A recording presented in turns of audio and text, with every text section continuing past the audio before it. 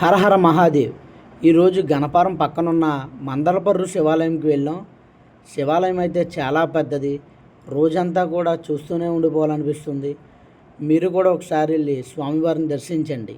హరహర మహాదేవ్.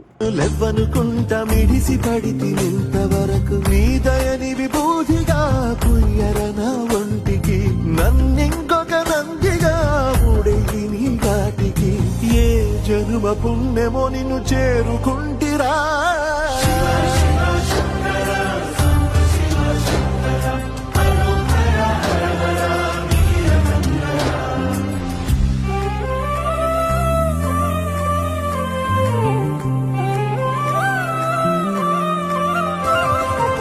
స్వర్ణముఖి తడుపుతున్న బండరాయిలోనా లింగమయ్య నీవే నాకు తోచినావుగా. దారంతా